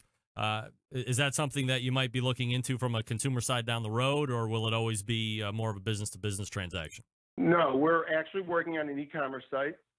And we're actually working on a competition box where you would have pre-trimmed brisket, pre-trimmed butts. Your ribs would be all pre-trimmed, and we would have thighs, all trimmed out, all in a box. You purchase the box, and it would be mailed to you, and you just open your box and compete. Really? Yes, we've had a couple pit masters come in. We've already done the trim on our butts, brisket. We're just working on truly the biggest issue is the shipping. It is so expensive. Oof. You cannot find something that gives it I don't know. I don't know what to tell you. It's really expensive. I tell you, I don't know how Snake River Farm does it. The shipping we keep finding is somewhere around $150. It's kind of expensive. Well, I have to imagine, and I'm not a competitor, by the way, but I've seen these guys trim out just the chicken thighs alone. Like, are you actually cutting the knuckle off, squaring it up, pulling the skin back, and then taking the fat from underneath the skin and then reapplying the skin and all that? Like, are you going into that depth? No, that was one of the issues as well. And we're working with a couple of guys now, a couple of the teams. Yeah. We can do everything. The skin is the problem. Yeah. So the skin would probably have to be scraped yourself, but the thigh would be trimmed. It would be ready to be squared off. It'd be nice and ready to go. You're just going to have to do that. I just don't have time. The labor, we're union labor. Right. It is so expensive to trim that skin. Well, that's going to be interesting. I'll be anxious to see how that kind of plays out, and especially on the consumer or e-commerce website as well. We're talking with Andrew Bloom from Wichita Packing. Andrew, really appreciate you joining me tonight and kind of letting us in on the whole history of Wichita and what you guys are up to these days, and hopefully we can catch up again soon.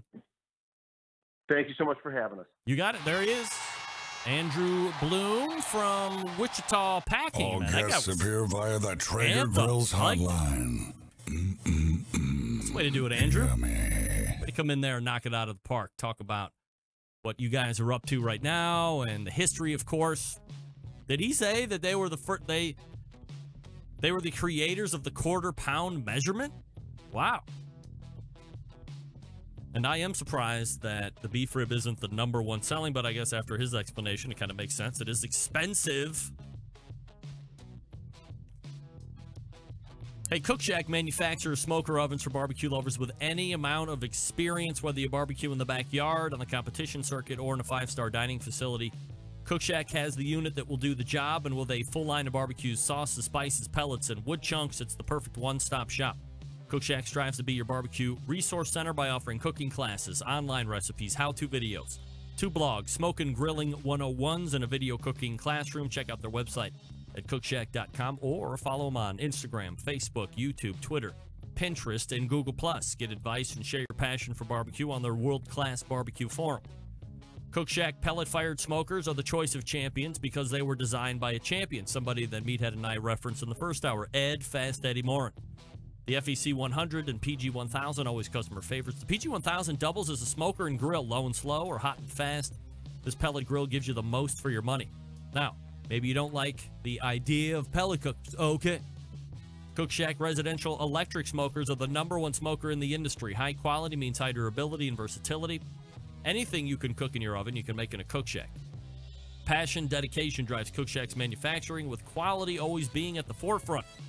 Get the best in barbecue since 1962. Call 800-423-0698. That's 800-423-0698.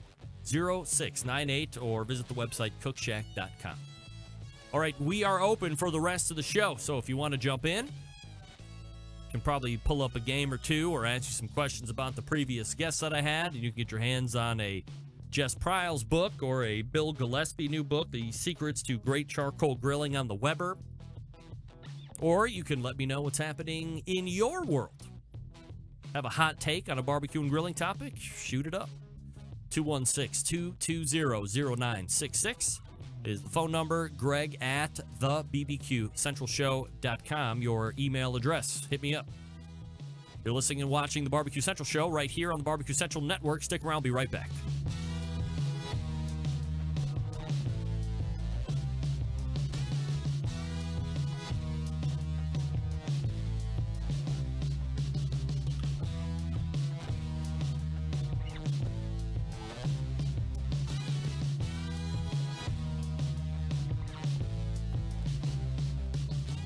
Continuing to produce incredibly mediocre content in an exceptionally professional way.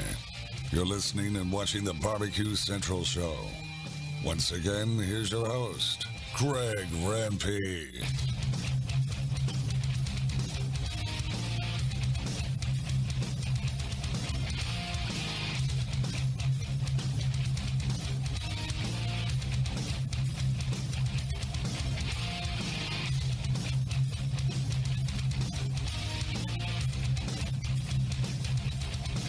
Hey, welcome back. This portion of the show brought to you by Fireboard. Monitor up to 6 different temperatures simultaneously. Connect to Wi-Fi for cloud-based monitoring or connect via Bluetooth. If you have Alexa or Google Assistant in your home, you're in luck because Fireboard is fully integrated with both and constantly learning new skills. Find out more by visiting fireboard.com or call 816-945-2232. That's 816-945-2232. Ted Conrad and the gang out there at Fireboard. I believe we have them set up for a June return, if I am not mistaken.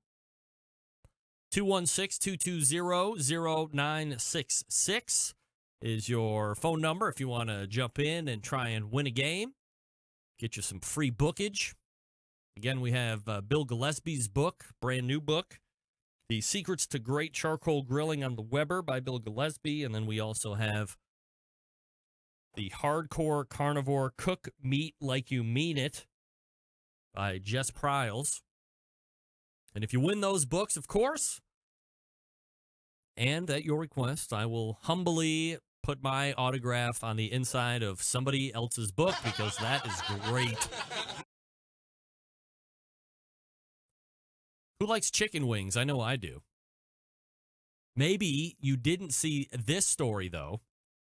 According to the NewYorkDailyNews.com, gold-dusted chicken wings are coming to these New York eateries. That's right. I said gold-dusted chicken wings. Never mind the goose that laid the golden egg. Meet the chicken with the golden wings. Food God 24-karat wings coated with precious metal debuted this past Tuesday at 2 Manhattan locations of the Ainsworth. The deluxe dish is the result of a collaboration between Ainsworth and Jonathan Cheban, who has appeared on Keeping Up with the Kardashians and now calls himself Food God. There's not a better name you could have chose? All right. The prized poultry pieces are first soaked in a mixture of coconut butter, gold butter, chipotle, and honey batter for 24 hours. Then, real gold flakes are sprinkled on top of the wings before they're served with a side of gourmet dipping bleu cheese. Orders come 10 wings for $30, 20 wings for $60 at the Ainsworth East Village and the Ainsworth Chelsea at 122 West 26th Street. Show-offs have the option of splurging for 50 wings plus a bottle of champagne for a whopping $1,000. Wow. Cheban has a Food God grub site and regularly shares photos of the over-the-top eats on Instagrams. Everything from cotton candy burrito to a chicken buried in a mountain of salt. The Ainsworth, with 4 locations total in Manhattan plus 2 in New Jersey and outposts in Kansas City and Nashville, plans to launch the wings in its other locations at a later time. The eateries, which combine a restaurant, bar, lounge, and event space, offer American fare and handcrafted cocktails. If the 24-karat wings haven't reached your local Ainsworth yet, try other menu hits like the mac and cheese burger, which is panko crusted mac and cheese, patties, beef patties, mac and cheese, sesame buns. Did I read that right? Panko crusted mac and cheese patties. Okay. Beef patty, then regular mac and cheese and a sesame. Whoa. What?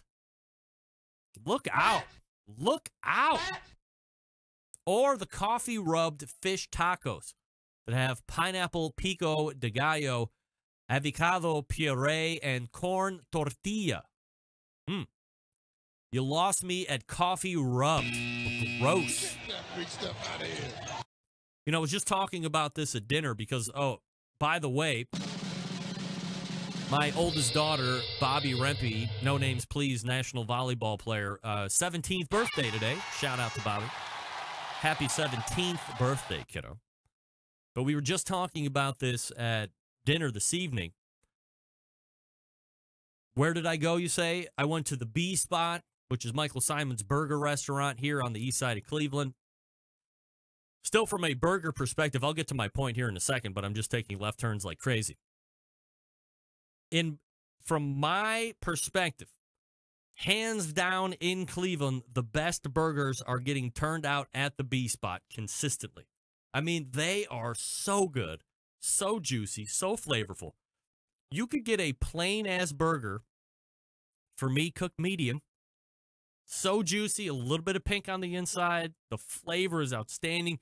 Then I get the Lola burger, which has pickled onions on top. It also has cheese and bacon and then a fried egg. So, yes, although Chad Ward and I from Whiskey Bent Barbecue, and who's also the world marketing leader of Traeger Grills, predicted the end of yoke porn the end of last year, it still continues to find its way into Instagram posts here and there, a lot less than it did a year and a half ago, but it still shows up every once in a while. But the Lola burger has an egg on top, a sunny side up egg, so as soon as you put the top of that bun down on top, it yolk porns all over the place. But it adds such a depth of flavor and a richness, an eggy, buttery richness that yolk does to the meat, and the meat is like short rib brisket and 80-20 chuck or something like that. It's a tri-blend, if you will. So good. Ugh. If you are in the Cleveland area, by the way, if you know Sterling Smith from Loot and Booty, I took him to the B Spot in Strongsville, which is southwest of Cleveland, when he was in last summer visiting. And he can vouch. I mean, it is some of the best burgerage available anywhere. So if you get into Cleveland, hit me up. I'll take you out to the B Spot. It's going to be great. And I got double Lola burger this time, so 2 patties this time around. Usually it's just the singular. So that's my unsolicited plug for the B Spot. By the way, Michael Simon, I'm doing a commercial for your restaurant, the B Spot. Also, big fan of Lola and Mabel's Barbecue. Yet you refuse to come on my show and talk about your new book. I'm just trying to give you a promotion. You won't even tweet me back anymore. Tweet at me. I'm Cleveland guy. You're a Cleveland guy. I know you're busier than me, but I'm pretty busy. I can make time. I can have you on and talk about your new barbecue book. We can do this. Let's not be new to this. Let's do this. So at dinner, we were talking about great things you've had or things that you didn't know were going to be good, but you try anyway. Because, you know, with my youngest daughter, it's always a fight with her to trying to get something new. You go out to a restaurant with her, and it's chicken nuggets and fries, please. Yes, Prime Steakhouse or pizza joint. I'll take the chicken nuggets and fries. Double the order, please. Coke on the rocks. And I said to Bobby's boyfriend, Michael Galiotto, shout out to Michael Galiotto, and the other Galiottos in the audience, Teresa, Tony, Dominic. By the way, Dominic, you're getting your triple extra large shirt from Michael at some point if you didn't get it already. So wear it with pride. And I said, the worst steak I ever had, and this was from a restaurant which I absolutely love on East 4th Street called Pickwick and Frolic, which is a great bar, restaurant, comedy club, martini bar. What do you call it's not a strip bar, but what the hell do you call a cabaret bar? All in one. It's quite the event. But they have a great restaurant in there, all wood-fired cooked, even the pizza oven. And I made the mistake of getting the coffee rubbed steak. The steak was cooked tremendously. The coffee rub killed it. God, I was pissed. Plus, I think it was my birthday, so I was really hoping for something like out of this world, and it literally tasted like somebody brewed a pot of coffee and took the grounds out and rubbed them into my steak. It was horrific. I ate like 3 bites, and that was it. I couldn't be featured. Now, it wasn't bad. Like, I couldn't not pay for it. It was fine because that's what I asked for. But holy moly. It was some bad stuff. But I will try some cool stuff. But I got to tell you, as I get back to the original point at hand, the coffee rubbed fish tacos, anything coffee rubbed for me anymore, totally ruined. Now, the mac and cheese burger, yeah, I'll try that. You better believe it. Panko crusted mac and cheese patties. There's a mac and cheese patty and a beef patty and then mac and cheese on top of it. Oh, what? I know there's a lot of you in the audience right now that are trying to make their way to the Ainsworth, any of their locations, plus the 2 outposts in Kansas City and Nashville. I wish I would have known about this a year ago because I would be heading to Kansas City for a volleyball tournament where instead of going to whatever, not Anton's, that was a great steak, one of the greatest steak experiences of my life. But the other one, Cook 437 or Steak 347 or whatever it was, I would have gone to the Ainsworth and had the mac and cheese burger without a doubt.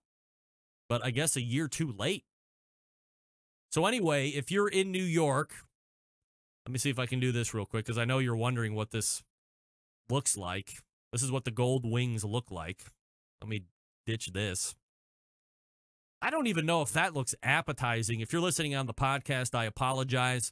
Go to about an hour and 50 minutes in on the video side, and you'll see the gold-plated wings or the gold-dusted wings. I don't know. You know, the one, if they diverge from the recipe, you know, I get it. That's fine. It's a marketing. You get $30 for chicken wings and you're dusting them with gold flake. I mean, I don't get all jazzed up about eating anything gold. I wasn't that alcoholic in college that got all crazy when people started busting out the gold Schlager to do shots of that. I was a little bit more of a fire and ice guy myself. That's kind of gross. But that doesn't look that great. The gold dusting. I mean, it looks like it might cause internal issues for me later on, if you know what I mean. Now, maybe it doesn't. There's no report of anybody having explosive diarrhea or anything like that. I mean, give me a break. But it doesn't look that great. It looks like it might be hard to chew. I get it. The one thing that they did get right, and I have to say, is being a buffalo wing purist or a chicken wing purist, and to me, that is only buffalo sauce. And when I say buffalo sauce, I mean Anchor Bar Buffalo New York sauce, which I do have the original recipe under lock and key. No names, please. To me, that is the quintessential chicken wing. Deep fried, so it's crispy on the outside, still moist and succulent on the inside, and then rolled in that Anchor Bar sauce. Nothing better than that. It has to be served with a side of blue freaking cheese. Do not put ranch sauce. Andrew, you are not. Don't do it. Poor kid. Don't put ranch sauce on wings, even if you love ranch sauce. I mean, I know people that put ranch sauce on mac and cheese, ranch sauce on pizza, ranch sauce on hamburgers. Put ranch sauce on everything else. Cupcakes, wieners. you name it. Leave the ranch sauce off of the chicken wing, the buffalo wing. That is reserved only for blue cheese. Just like all proper martinis are made with gin, not vodka. That's a vodka drink. Martini is gin and dry vermouth, just a little bit. And when I was drinking them, 3 big olives, because I love gin and olives, which I believe really meant I only really loved gin.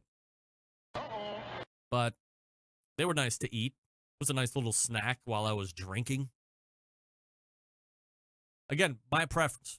So if we're eating and drinking together, my martinis, your martinis will always be gin, and we will call them martinis, not gin martinis, just martinis, because they'll be made with gin. And we'll be eating buffalo wings, deep fried, or as I make them at home on the Green Mountain Grills, and I'm going to be trying them on the Traeger this weekend, smoke roasted chicken wings with the Anchor Bar sauce and blue cheese. I like the Ken Hess blue cheese. Is it Ken Hess? Ken Hess's Steakhouse? Am I saying that right? Is it Ken Hess? Whatever. That fancy bottle. I'll do a Newman's blue cheese as well. I like fancy blue cheese with the wings. It's good. All right, let me talk to you quickly about the longest running sponsor of the show, the Barbecue Guru. They believe that outdoor cooking should be easy, and it can be with the Monolith Barbecue Guru Edition grill. Don't forget, get the rib ring, too. Monolith is the world's first temperature-controlled smoker with a built-in power draft fan. This means smarter control and greater freedom with automatic temperature controls. Easily choose your cooking time and temperature and let the Monolith do the work of the sous chef or a barbecue pitmaster. With minimal effort, you now have oven-like precision at the grill, and you can serve the tastiest, juiciest meals each and every time. Go to bbqguru.com. That's bbqguru.com. We're back to wrap it up after this. Stick around. I'll be right back.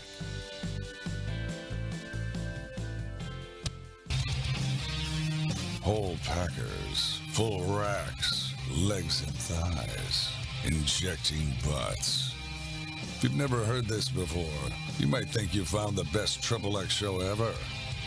Let's get back to the most homoerotic host out there today, Greg Rempe.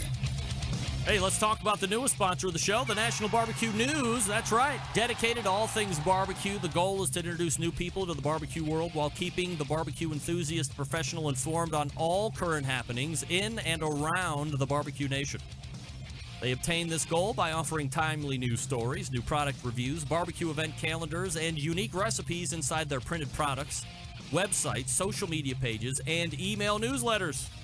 Subscribe right this very instant by going to Barbecue News. That's BARBECUE. They do it right. BarbecueNews.com. That's BarbecueNews.com. Shout out to Cal Phelps and everybody over at the Barbecue News. Happy to have them aboard.